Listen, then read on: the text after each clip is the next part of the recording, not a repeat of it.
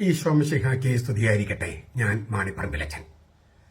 നേരും നിറവുമില്ലാത്ത കൂരിയ, വൃത്തികെട്ട എറണാകുളം അങ്കമാലി കൂരിയ, പുതിയ കൂരിയ. ഇന്നലെ 2025 ജൂലൈ 17 എറണാകുളം അങ്കമാലി അതിരൂപതയുടെ ഇപ്പോഴത്തെ കൂരിയ ഉദയംപേരൂർ സൂനകോസ പള്ളിയിലെ സഭാംഗങ്ങളെ, സഭയോടൊപ്പം നിൽക്കുന്ന അംഗങ്ങളെ ഒരു കൂടിക്കാഴ്ചയ്ക്ക് വിളിച്ചു. ആ കൂടിക്കാഴ്ചയിൽ നടന്ന കാര്യങ്ങൾ നിങ്ങളെ ഞാൻ അറിയിക്കുകയാണ്. കൂരിയയിലെ അംഗങ്ങൾ സഭയോടൊപ്പം നിൽക്കുന്ന അംഗങ്ങളോട് ചോദിച്ചു, നിങ്ങൾ സമവായ മാർഗരേഖ വായിച്ചുവോ? അതിൽ 10-ാം വകുപ്പ് ഇങ്ങനെയല്ലേ പറയുന്നത്? ഏകീകൃത രീതിയിൽ മാത്രം ഇപ്പോൾ വിശുദ്ധ കുർബാന അർപ്പിച്ചുകൊണ്ടിരിക്കുന്ന പള്ളികളിൽ പ്രസ്തുത ക്രമം മാറ്റമില്ലാതെ തുടരുന്നതാണ്. ഈ പള്ളികളിൽ ഏതെങ്കിലും നിലവിലുള്ള പ്രശ്നങ്ങൾ ഇടവകയുടെ കൂട്ടായ്മ ലക്ഷ്യമാക്കി ചർച്ചകളിലൂടെ രമ്യമായി പരിഹരിക്കുന്നതാണ്. ഈ 10-ാം വകുപ്പ് നിങ്ങൾ വായിച്ചിട്ടില്ലേ? ഇതാണ് കൂരിയ ചോദിച്ചത്. അതിന് ഉദയംപേരിലെ ചുണക്കുട്ടികൾ കൊടുത്ത മറുപടി, ഈ സമവായ സർക്കുലർ ഇറങ്ങുന്നത് വരെ ഉദയംപേര് ഇടവക പള്ളിയിൽ ഏകീകൃത കുർബാന അർപ്പിക്കുന്നതിന് യാതൊരുവിധ പ്രതിബന്ധങ്ങളോ പ്രശ്നങ്ങളോ ഉണ്ടായിരുന്നില്ല. അതുകൊണ്ട് ഈ മാർഗരേഖയിൽ 10-ാം വകുപ്പിൽ 2-ാമത്തെ ക്ലോസ് അനുസരിച്ച് പരിഹരിക്കേണ്ട നിലവിലുള്ള പ്രശ്നങ്ങളായി യാതൊന്നും ഉദയംപേരൂർ പള്ളിയിലില്ല. ഈ അംഗങ്ങള് കൂരിയക്കാരുടെ പറയാണ്, ഏതെങ്കിലും നിലവിലുള്ള പ്രശ്നങ്ങൾ എന്നല്ലേ അതിനകത്ത് എഴുതിയിരിക്കുന്നത്? 10-ാം വകുപ്പിൽ എഴുതിയിരിക്കുന്നത് ഈ പള്ളികളിൽ ഏതെങ്കിലും നിലവിലുള്ള പ്രശ്നങ്ങൾ, ഏകീകൃത കുർബാന നടന്നുകൊണ്ടിരിക്കുന്ന പള്ളികളിൽ നിലവിൽ പ്രശ്നമുണ്ടെങ്കിൽ, നിലവിൽ പ്രശ്നമില്ല, ഉണ്ടായിരുന്നില്ല. കഴിഞ്ഞ 3 മാസമായിട്ട് ഈ സർക്കിൾ ഇറങ്ങുന്നത് ഒരു പ്രശ്നം ഉണ്ടായിരുന്നില്ല. നിലവിലുള്ള പ്രശ്നങ്ങൾ ചർച്ചയിലൂടെ പരിഹരിക്കും എന്ന ആ വകുപ്പിനെ ഇവിടെ വന്ന് പ്രശ്നങ്ങൾ ഉണ്ടാക്കിയാൽ ജനാഭിമുഖ കുർബാന സ്ഥാപിച്ചു കിട്ടുമെന്ന ചില ഭാഗ്യശക്തികളുടെ ഉപദേശം മൂലം, അതായത് അൽമായ മുന്നേറ്റ നേതാവിന്റെ ഉപദേശം മൂലം തെറ്റിദ്ധരിപ്പിക്കപ്പെട്ട കുറച്ചുപേര് കഴിഞ്ഞ 2 ഞായറാഴ്ചകളിൽ പള്ളിമുറ്റത്ത് കൂടി നിന്ന് ബാനർ പിടിച്ച് ചില മുദ്രാവാക്യങ്ങൾ വിളിച്ചിട്ടുണ്ട്. അത് ഈ സർക്കുലർ ഇറങ്ങിയതിന് ശേഷം ഉടലെടുത്ത പുതിയ പ്രശ്നമാണ്, നിലവിലുള്ള പ്രശ്നമല്ല. ആ പ്രശ്നമുണ്ടാക്കിയവരുമായി കൂരിയയ്ക്ക് നല്ല ബന്ധമില്ലേ? അപ്പൊ അവരെ വിളിച്ചിട്ട് അവരോട് പ്രശ്നങ്ങൾ ഉണ്ടാക്കണ്ടെന്ന് പറയൂ. പുതുതായിട്ട് നിലവിലുള്ള പ്രശ്നങ്ങളാണ് പരിഹരിക്കുള്ളൂ. അതാണ് സമവായ സർക്കിളിൽ പറഞ്ഞിരിക്കുന്നത്. പുതുതായി പ്രശ്നം ഉണ്ടാക്കിയാൽ അത് ചർച്ചയ്ക്ക് വിളിക്കില്ല, പ്രശ്നം ഉണ്ടാക്കിയിട്ട് കാര്യമില്ല എന്ന് അവരെ വിളിച്ച് പറയൂ. നിങ്ങൾക്ക് അവരുമായിട്ട് നല്ല ബന്ധമുണ്ടല്ലോ. ഈ കൂരിയ തന്നെയാണ് അവരെ പറഞ്ഞു വിട്ടെന്ന് ഓർക്കണം പ്രശ്നം ഉണ്ടാക്കാൻ. നിങ്ങൾ ചെന്ന് പ്രശ്നം ഉണ്ടാക്കൂ, അപ്പൊ ഞങ്ങൾ ചർച്ചയ്ക്ക് വിളിക്കും, എന്നിട്ട് ജനാഭിമുഖം അനുവദിച്ചു തരും. അങ്ങനെ ഒരു സ്ഥലത്തെ മരുത്തോർവട്ടത്തെ മറ്റും ചെയ്തിട്ടുണ്ട് അവര്. അതുപോലെ ചെയ്യാനുള്ള ശ്രമമാണ് ഉദയംപേരൂർ നടത്തിയത്. ഈ ഉദയംപേരിലെ ചുണക്കുട്ടികൾ തിരിച്ചൊരു ചോദ്യം കൂരിയോട് ചോദിച്ചു. കൂരി അംഗങ്ങളെ, നിങ്ങൾ ഈ മാർഗരേഖ ശരിക്കും വായിച്ചിട്ടുണ്ടോ? അതിൽ 1-ാം വകുപ്പ് ഇങ്ങനെയല്ലേ? സീറോ മലബാർ സഭയുടെ സിനഡ് തീരുമാനിച്ചതും ശ്ലൈഹിക സിംഹാസനം അംഗീകരിച്ചതും പരിശുദ്ധ പിതാവ് ഫ്രാൻസിസ് മാർപ്പാപ്പ നടപ്പിലാക്കാൻ ആവർത്തിച്ച് ആവശ്യപ്പെട്ടതുമായ ഏകീകൃത രീതിയിലുള്ള വിശുദ്ധ കുർബാന അർപ്പണം സീറോ മലബാർ സഭ മുഴുവനിലും മാറ്റമില്ലാതെ തുടരുന്നതാണ്. ഇങ്ങനെയല്ലേ 1-ാമത്തെ വകുപ്പ്? നിങ്ങളത് വായിച്ചില്ലേ? അപ്പോൾ മാർപ്പാപ്പ അംഗീകരിച്ച സിനഡ് തീരുമാനിച്ച ഒരേ ഒരു കുർബാനയല്ലേ ഉള്ളൂ, അത് ഏകീകൃത കുർബാനയല്ലേ? അത് സീറോ മലബാർ സഭയിൽ ആകെ മാറ്റമില്ലാതെ തുടരുമെന്നല്ലേ എഴുതിയിരിക്കുന്നത്? അപ്പൊ നമ്മുടെ എറണാകുളം അങ്കമാലി അതിരൂപത സീറോ മലബാർ സഭയിൽ പെട്ടതല്ലേ? ഉദയംപേരൂർ സൂനകോസ് പള്ളി ഈ സീറോ മലബാർ സഭയിൽ പെട്ടതല്ലേ? അപ്പം മാർപ്പാപ്പ അംഗീകരിച്ച ഏകീകൃത കുർബാനയല്ലേ? അപ്പൊ 1-ാം വകുപ്പല്ലേ ആദ്യം നടപ്പാക്കേണ്ടത്? ഈ 1-ാം വകുപ്പിനെ അവഗണിച്ചിട്ട് ഈ 10-ാം വകുപ്പിലേക്ക് ചാടുന്നത് നിങ്ങൾ അച്ഛന്മാർക്ക് ചേർന്നതാണോ? മനുഷ്യത്തെ ചേർന്നതാണോ? മൃഗങ്ങൾ പോലും ഇത്ര താഴെ അധപതിക്കില്ലല്ലോ. ഒരു മിനിമം സ്റ്റാൻഡേർഡ് മൃഗങ്ങൾ പോലും പാലിക്കും. നിങ്ങൾ മൃഗങ്ങളെക്കാളും അധപതിച്ചോ?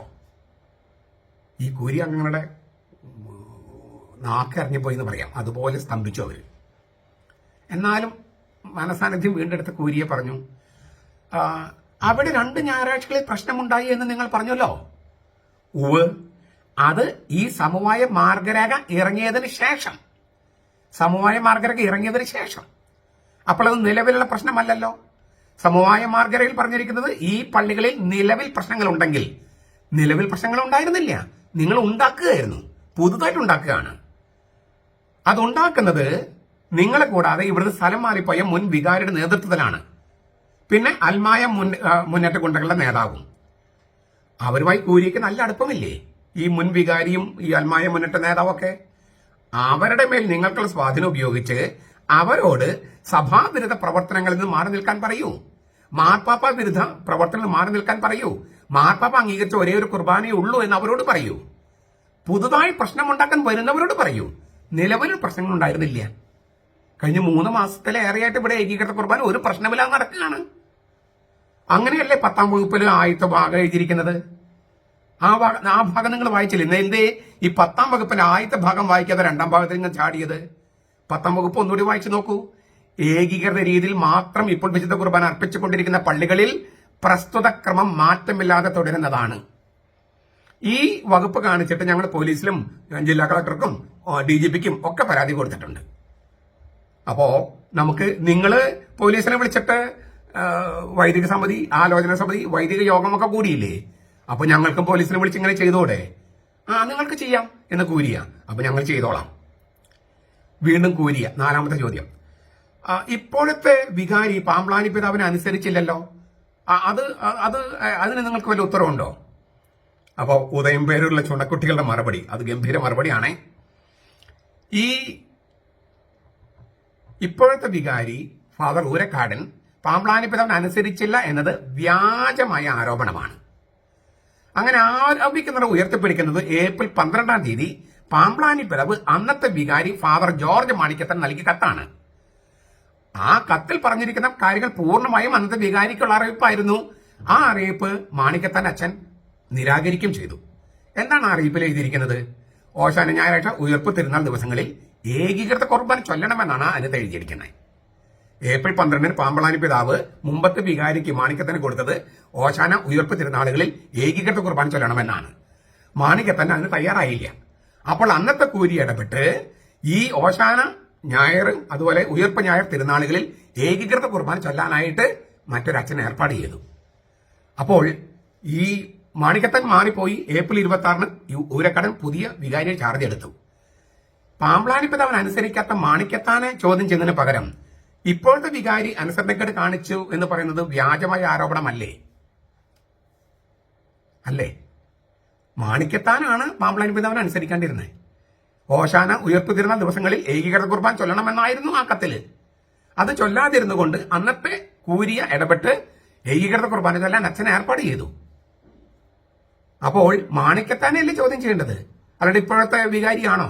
മാണിക്കത്തിന് കൊടുത്ത കത്ത് അങ്ങോട്ട് മാത്രമുള്ളതായിരുന്നില്ലേ? ഇപ്പോഴത്തെ അച്ഛനാകട്ടെ എല്ലാ കുർബാന ഏകീകൃതത്തെ ചൊല്ലുന്നത്. അതല്ലേ സഭ തീരുമാനിച്ചിരിക്കുന്നത്, മാർപ്പാപ്പ ആവശ്യപ്പെട്ടത്, സ്ഥായി സിംഹാസനം ആവശ്യപ്പെട്ടത്. അപ്പൊ ഇപ്പോഴത്തെ വികാരിച്ചനല്ലേ ശരിക്കും ചെയ്യുന്നത്? എന്നിട്ട് ഈ ഉദയംപേർ ചുണക്കുട്ടികൾ ഒരു കാര്യം കൂരിയോട് ചോദിച്ചു. അല്ല കൂരി അംഗങ്ങളെ, ഈ പാമ്പ്ളാനി പിതാവ് മാർപ്പാപ്പയെ അനുസരിക്കുന്നില്ലെന്നല്ലേ ഈ സമവായ മാർഗരേഖയിലൂടെ ഞങ്ങൾക്ക് മനസ്സിലാക്കുന്നത്? പാമ്പ്ളാനി പിതാവ്, തട്ടിൽ പിതാവ് മാർപ്പാപ്പയെ അനുസരിക്കുന്നില്ലെന്നാണ് ഈ സമവായ സർക്കിളിലൂടെ ഞങ്ങൾക്ക് മനസ്സിലാക്കുന്നത്. അപ്പൊ ഞങ്ങൾ ആരെയാണ് അനുസരിക്കേണ്ടത്? മാർപ്പാപ്പയെ അനുസരിക്കാത്ത പാമ്പ്ളാനിയെയോ അതോ ഏകീകൃത കുർബാന ചൊല്ലാം, അത് മാത്രമേ ചൊല്ലാവൂ എന്ന് പറഞ്ഞ മാർപ്പാപ്പയെയോ?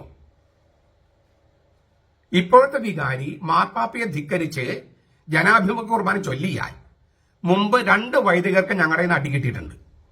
അതുപോലെ ഈ അച്ഛനും തല്ല് കിട്ടും. അതുകൊണ്ട് നിങ്ങൾ ഊരക്കാടിനെ നിർബന്ധിച്ച് ജനാഭിമുഖ കുർബാന ചൊല്ലാൻ ഇവിടെ പറഞ്ഞാൽ ഊരക്കാണ്ടത്തിന് അടി കിട്ടും. ഇതിനു മുമ്പത്തെ 2 വികാരിച്ചവരെ ഞങ്ങൾ തല്ലിയിട്ടുണ്ട്. അതിന്റെ ശാപം ഞങ്ങൾക്ക് വന്നോട്ടെ, അത് വിരോധമില്ല. കാരണം മാർപ്പാപ്പയെ ധിക്കരിക്കുന്നവര് കത്തോലിക്ക സഭയെ സംബന്ധിച്ചിടത്തോളം വൈദികരല്ല. ശ്ലൈഹിക സിംഹാസനത്തെ ധിക്കരിക്കുന്നവര് കത്തോലിക്ക സഭയെ സംബന്ധിച്ചിടത്തോളം വൈദികരല്ല. അവർ സാധാരണ അൽമായരെക്കാളും താഴെയാണ്. സാധാരണ കത്തോലിക്കര് പോലും മാർപ്പാപ്പയെ അനുസരിക്കും, ശ്ലൈഹിക സിംഹാസനത്തെ അനുസരിക്കും. മാർപ്പാപ്പയെയും ശ്ലൈഹിക സിംഹാസനത്തെ അനുസരിക്കാത്തവര് കത്തോലിക്കരേ അല്ല, വൈദികരല്ല, കത്തോലിക്കരേ അല്ല. അവര് ഞങ്ങളുടെ ആൾക്കാരമ കയറിയാൽ ഞങ്ങൾ അടിക്കും, ഇനിയും അടിക്കും. ഇത് നിങ്ങൾ മനസ്സിൽ വെച്ചിട്ട് മുന്നോട്ട് പോയാൽ മതി. കൂരിയ, അപ്പോ നിങ്ങൾ ഈ അജപാലന ലക്ഷ്യം വെച്ചിട്ട് സമവായം അംഗീകരിക്കില്ല എന്ന് തീർത്തും പറയാണോ? അപ്പോൾ ഈ ഉദയംപേരൂർ സഭാംഗങ്ങൾ ചോദിച്ചു, എന്താണ് അജപാലന ലക്ഷ്യം? ഏകീകൃത കുർബാന പരിചയപ്പെടുക അല്ലെ? അതല്ല നിങ്ങൾ പറഞ്ഞ അജപാലന ലക്ഷ്യം. കഴിഞ്ഞ 3 മാസത്തിലേറെയായി ഏകീകൃത കുർബാന മാത്രമേ ഉദയംപേരൂർ പള്ളിയിലുള്ളൂ. ഇവിടുത്തെ 96% ആളുകളും അത് പരിചയപ്പെട്ട് കഴിഞ്ഞു. ഇനി വീണ്ടും ജനാഭിമുഖം ഇൻട്രൊഡ്യൂസ് ചെയ്ത് പിന്നെ വീണ്ടും ഏകീകൃത കുർബാന പരിചയപ്പെടുത്തുക എന്നുള്ള അജപാലനം ഉദയംപേരുടെ ആവശ്യമുണ്ടോ? അജപാലന ലക്ഷ്യമെന്ന് നിങ്ങൾ പറയുന്നത് എന്താണ്? ഏകീകൃത കുർബാന പരിചയപ്പെടുക. ഇവിടെ പരിചയപ്പെടുക മാത്രമല്ല, അത് വളരെ ഭംഗിയായിട്ട് അർപ്പിച്ചു വരുന്നു. കഴിഞ്ഞ 3 മാസത്തിലേറെയായി ഇവിടെ ഏകീകൃത കുർബാന മാത്രമേ ഉള്ളൂ. പിന്നെ എന്ത് അജപാലന ലക്ഷ്യമാണ് ഇവിടെ വേണ്ടത്? അതൊക്കെ വേണ്ട സ്ഥലത്ത് നിങ്ങൾ ചെയ്തോ, ഇവിടെ അത് ആവശ്യമില്ല. പിന്നെ ഘട്ടം ഘട്ടമായി ഏകീകൃത കുർബാന നടപ്പാക്കാൻ എന്നല്ലേ പാമ്പ്ളാനി പിതാവ് പറഞ്ഞത്? ഘട്ടം ഘട്ടമായി എല്ലാ കുർബാനയും ഏകീകൃത കുർബാന നടപ്പാക്കുക. അപ്പൊ അതല്ലേ ലക്ഷ്യം. ആ ലക്ഷ്യം പൂർത്തീകരിച്ച പള്ളിയിൽ 1ാം സ്ഥാനത്ത് വരേണ്ട പള്ളികളിൽ ഒന്നല്ലേ ഉദയംപേരൂർ പള്ളി?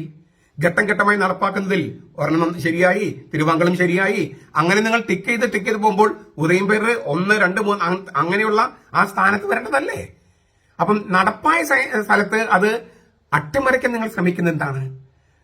നിങ്ങൾക്ക് ഈ കത്തോലിക്ക സഭയിൽ വിശ്വാസമുണ്ടോ? കുർബാനയിൽ വിശ്വാസമുണ്ടോ? നിങ്ങൾക്ക് മാർപ്പാപ്പയോട് വിധേയത്വമുണ്ടോ? നിങ്ങൾ എന്താണ് പട്ടം കിട്ടിയപ്പോൾ കൊടുത്ത വാഗ്ദാനം? നിങ്ങൾക്ക് നാണാവില്ലേ ഇങ്ങനെ ഞങ്ങളെ വിളിച്ച് സംസാരിക്കാൻ? ഘട്ടം ഘട്ടമായി എല്ലാ പള്ളികളും ഏകീകൃത കുർബാന നടപ്പാക്കാൻ പറയാം, നടപ്പാക്കിയ പള്ളികളോട് അത് അട്ടിമറിക്കാൻ പറയാം. ഞങ്ങളുടെ വായിൽ വേറെ തെറിയാണ് വരുന്നത്, പക്ഷെ ഞങ്ങളത് പറയണില്ല. ചിലരൊക്കെ തെറി പറഞ്ഞെന്നും പറയണു, എനിക്ക് അറിഞ്ഞുകൂടാ. അപ്പൊ വീണ്ടും കോരിയ ഈ ജനാഭിമുഖം ലിസിറ്റ് ആണെന്ന് സമവായ സർക്കുലറിൽ പറഞ്ഞിട്ടുണ്ട്.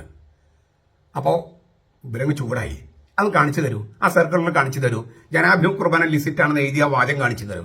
അപ്പൊ അവർ പെട്ടു, കൂരിയപ്പെട്ടു. അതല്ല, അത് ഇംപ്ലൈഡ്, അത് സൂചിപ്പിക്കുന്നുണ്ട്. അപ്പൊ ഇവർ പറഞ്ഞു ഓക്കെ, അങ്ങനെയാണെങ്കിൽ ഇപ്പം 2-3 ഇനി ഏതാനും ആഴ്ചകളേ ഉള്ളൂ സിനഡിന്. ജനാഭിമുഖ കുർബാന ഇല്ലിസിറ്റ് ആണെന്ന് പ്രഖ്യാപിച്ചത് സിനഡാണ്. ആ സിനഡ് കഴിയുന്നവരെ കാത്തിരിക്കൂ. ഈ ജനാഭിമുഖ കുർബാന ലിസിറ്റ് ആണോ അല്ലയോ എന്ന് സിനഡ് പ്രഖ്യാപിക്കൂ ഇല്ലെന്ന് കാത്തിരിക്കൂ. എന്നിട്ട് നമുക്ക് വീണ്ടും ചർച്ച ചെയ്യാം. ഇപ്പൊ ഇനി 2-3 ആഴ്ചയ്ക്കുള്ളിൽ ജനാഭിമുഖ കുർബാന ലിസിറ്റ് ആണെന്ന് അവിടെ പറഞ്ഞിട്ടില്ല, ആ വാക്ക് ഉപയോഗിച്ചിട്ടില്ല. കുർബാനക്കട തീരും എന്ന് വെച്ചാൽ വാലിഡ് ആണെന്ന്, ലിസിറ്റ് ആണെന്ന് പറഞ്ഞിട്ടില്ല. അതായത് സഭ നിർദ്ദേശ രൂപമനുസരിച്ചല്ല എന്ന് തന്നെയാണ് അവിടെ സൂചന. അതുകൊണ്ട് സമവായ സർക്കുലർ ഇല്ലാത്ത കാര്യങ്ങൾ വായിച്ചുണ്ടാക്കണ്ട. സിനഡ് പ്രഖ്യാപിക്കട്ടെ, അത് ലിസിറ്റ് ആണോ ഇല്ലിസിറ്റ് ആണെന്ന് സിനഡ് തീരുമാനിക്കട്ടെ. ഇനി 2-3 ആഴ്ചയിലേ ഉള്ളൂ. എന്നിട്ട് ജനാഭിമുഖം ലിസിറ്റ് ആണെന്ന് സിനഡ് തീരുമാനിച്ചാൽ അപ്പൊ സിനഡിന് എന്ത് ചെയ്യണമെന്ന് ഞങ്ങൾ തീരുമാനിക്കും. നിങ്ങൾക്ക് അങ്ങനെ പറയാൻ പറ്റില്ല. കാരണം ജനാധിപത്യ കുർബാന വേണമെന്ന് ആവശ്യപ്പെട്ട് കുറച്ചൊരു ഒപ്പിട്ട് ഒരു പേപ്പർ ഇവിടെ തന്നിട്ടുണ്ട്, ഒരു നിവേദനം. എത്ര പേര് ഒപ്പിട്ടുണ്ട്? 76 പേര്. 76 പേര്. 76 പേര്. 1500 പേര് ഇവിടെ ഏകീകൃത കുർബാന വേണമെന്ന് ഒപ്പിട്ട പേപ്പർ ഞങ്ങളുടെ കയ്യിലുണ്ട്. 76 പേരല്ലേ ജനാഭിമുഖം വേണമെന്ന് പറഞ്ഞേ. 1500 പേര് ഏകീകൃത കുർബാന വേണമെന്ന് ഒപ്പിട്ടിട്ട് ഞങ്ങളുടെ കയ്യിലുണ്ട്. പിന്നെ ആ 76 പേരിൽ പകുതിയോളം പേര് ഇവിടുന്ന് കല്യാണം കഴിച്ച് മറ്റിടങ്ങളിലേക്ക് പോയവരാ, വേറെ ഇടവക്കാരാണ്. ഇനി അങ്ങനെയൊക്കെ ആണെങ്കിലും ഈ ജനങ്ങള് അൽമായര് തീരുമാനിച്ചിട്ടാണോ ലിറ്റർജി തീരുമാനിക്കണേ? നിങ്ങൾ അച്ഛന്മാർക്ക് ഇത് അറിയില്ലേ? ലിറ്റർജി അങ്ങനെ അൽമായര് കൂട്ടം കൂടിയിരുന്ന് വൈദിക സമിതിയും ആലോചന സമിതിയും അൽമായ മുന്നറ്റും അല്ലെങ്കിൽ ഞങ്ങളും ഒക്കെ അങ്ങനെ കൂട്ടം കൂടി തീരുമാനിക്കുന്ന കാര്യമാണോ ലിറ്റർജി? അങ്ങനെ അല്ലെന്നാണല്ലോ ഞങ്ങൾ മനസ്സിലാക്കിയാണേ. അപ്പൊ 76 പേര് ഒപ്പിടുകയോ 1500 പേര് ഒപ്പിടുകയോ, അതിന് 76 പേര് ഒപ്പിട്ടുണ്ടെങ്കിൽ ഞങ്ങളുടെ 1500 പേരുണ്ട്. പക്ഷെ അതിനേക്കാൾ പ്രധാനപ്പെട്ടത് ലിറ്റർജി തീരുമാനിക്കുന്നത് ഇങ്ങനെയാണോ? ഇത് നിങ്ങളുടെ സെമിനാറിലെ പ്രൊഫസർമാരൊക്കെ ആയിരുന്നവരല്ലേ? ഇത്രയും വിവരമൊന്നും നിങ്ങൾക്കില്ലേ? നിങ്ങൾ വീണ്ടും സെമിനാറിൽ പഠിപ്പിക്കാനല്ല, അന്ന് പഠിക്കാൻ പോകും. സെമിനാറിൽ ചേർന്നിട്ട് എന്താണ് ലിറ്റർജി, അതാരാ തീരുമാനിക്കണേ, അതിന്റെ ദൈവിക ഉത്ഭവം എന്ത് എന്ന കാര്യങ്ങളൊക്കെ ഒന്ന് പഠിക്കൂ. നിങ്ങൾ സെമിനാറിലെ പ്രൊഫസർമാരും മെത്രാനാകാൻ വേണ്ടി ഉടുപ്പ് തയ്ച്ചിരിക്കുന്നവരാണല്ലോ. യാതൊരു വിവരവും നിങ്ങൾക്കില്ലേ? ഞങ്ങൾ അൽമായർക്കുള്ള വിവരം പോലും ദൈവശാസ്ത്രം പഠിച്ച നിങ്ങൾക്കില്ലേ? നാണം കെട്ടു കൂരിയ, നാണം കെട്ടു. അപ്പൊ അവസാനം നിങ്ങൾ ജനാഭിമുഖ കുർബാന ഒരു കാരണവശാലും അനുവദിക്കില്ല. അപ്പോ ഉദയംപേരൂർ സഭകൾ പറഞ്ഞ് ഭയങ്കര രസമാണ്. നിങ്ങൾ നിർബന്ധിച്ച് അടിച്ചേൽപ്പിക്കാൻ ശ്രമിക്കാന്ന് അങ്ങനെയാണെങ്കിൽ നിങ്ങൾ നിർബന്ധിച്ച് ശ്രമിച്ചാൽ ആദ്യം തട്ടിൽ പിതാവോ പാമ്പളാനി പിതാവോ ഉദയംപേരൂർ സൂനദോസ് പള്ളിയിൽ വന്നിട്ട് ആദ്യം ഒരു ജനാഭിമുഖ കുർബാന അർപ്പിച്ച് അത് ലിസിറ്റ് ആണെന്ന് ജനങ്ങളെ ബോധ്യപ്പെടുത്തും. നിങ്ങളെ നിർബന്ധിച്ച് ജനാഭിമുഖ കുർബാന ഉദയംപേരൂർ പള്ളിയിൽ അടിച്ചേൽപ്പിക്കാൻ ശ്രമിക്കുകയാണെങ്കിൽ ആദ്യം തട്ടിൽ പിതാവോ പാമ്പളാനി പിതാവോ ഉദയംപേരൂർ പള്ളിയിൽ വന്ന് ജനാഭിമുഖ കുർബാന അർപ്പിച്ച് അത് ലിസിറ്റ് ആണെന്ന് ജനങ്ങളെ ബോധ്യപ്പെടുത്താൻ നോക്കൂ. അപ്പൊ നമുക്ക് ആലോചിക്കാം. ഇനി ഇപ്പൊ ഞങ്ങൾ ഈ പറഞ്ഞ നിർദ്ദേശങ്ങളെല്ലാം തള്ളിക്കൊണ്ട് ജനാഭിമുഖ കുർബാന ഇവിടെ അടിച്ചേൽപ്പിക്കാൻ ശ്രമിച്ചാൽ ഉദയംപേരൂർ വിശ്വാസ സംരക്ഷണ സമിതി അത് നടക്കാതിരിക്കാൻ, ഇത് നിങ്ങൾ നടപ്പാക്കാതിരിക്കാൻ വേണ്ടതെല്ലാം ചെയ്തിരിക്കും. ഇത് ഞങ്ങൾ കർത്താവിന് കൊടുത്തൊരു വാക്കാണ്. കർത്താവിന് കൊടുത്തൊരു വാക്കാണ്. ദൈവശാസ്ത്രം പഠിപ്പിക്കുകയും സെമിനാറിൽ പഠിപ്പിക്കുകയും ചെയ്തിരുന്ന വൈദികരായ ഈ കൂരി അംഗങ്ങളുടെ സ്റ്റാൻഡേർഡ് നിങ്ങൾ തന്നെ വിലയിരുത്തൂ. ഈ വീഡിയോ കാണുന്നവർ വിലയിരുത്തൂ. ഇവയൊന്നും പഠിക്കാത്ത അൽമാരുടെ വിശ്വാസ ചൈതന്യവും നിങ്ങൾ വിലയിരുത്തൂ. ഈ കൂരി അംഗങ്ങൾ നമ്മൾ എന്താണ് വിളിക്കേണ്ടത്? നേരും നെരുവുമില്ലാത്ത, ബാക്കി നിങ്ങൾ പൂരിപ്പിച്ചാൽ മതി. ഇനി എറണാകുളം അങ്കമാലി അതിരൂപതയിലെ one church one Qurbana movement, ആ അംഗങ്ങളോട് എനിക്കൊരു ആഹ്വാനമുണ്ട്. ഉദയംപേരൂർ വിശ്വാസ സംരക്ഷണ സമിതിക്ക് എല്ലാവിധ പിന്തുണയും പ്രഖ്യാപിച്ച് വേണ്ടി വന്നാൽ അവിടെ പോയി ഏകീകൃത കുർബാന അട്ടിമറിക്കാൻ ശ്രമിക്കുന്ന തട്ടിൽ പാമ്പ്ളാനി കൂരിയ മുന്നേറ്റക്കാര് അങ്ങനെയുള്ളവരുടെ പൈശാചിക നടപടിയെ ചെറുത്ത് തോൽപ്പിക്കൂ. One church one Qurbana movement ആളുകൾ വേണ്ടി വന്നാൽ ഉദയംപേരൂർ പോയി അവർക്ക് പിന്തുണ അറിയിക്കുക മാത്രമല്ല, വാട്സാപ്പ് പിന്തുണയല്ല, നേരിൽ പോയി പിന്നെ ഏതെല്ലാം തരത്തിൽ പിന്തുണ കൊടുത്തിട്ട് അവിടെ ഏകീകൃത കുർബാന നടന്നുകൊണ്ടിരിക്കുക. അത് അട്ടിമറിക്കാൻ ശ്രമിക്കുന്ന തട്ടില് പാമ്പ്ളാനി കൂരിയ മുന്നേറ്റ ഗുണ്ടകള് അങ്ങനെ ആരെങ്കിലും ഉണ്ടെങ്കിൽ ആ പൈശാചിക ശക്തികളെ ചെറുത്ത് തോൽപ്പിക്കൂ. കർത്താവിന്റെ കൃപ നിങ്ങൾക്കുണ്ടാകും, സമൃദ്ധമായിട്ടുണ്ടാകും. നമ്മുടെ കർത്താവ് ഈശോ മിശിഹായുടെ കൃപയും പിതാവായ ദൈവത്തിന്റെ സ്നേഹവും പരിശുദ്ധാത്മാവിന്റെ സഹവാസവും നാം എല്ലാവരോടും കൂടി ഉണ്ടായിരിക്കട്ടെ, ഇപ്പോഴും എപ്പോഴും എന്നേക്കും. ആമേൻ.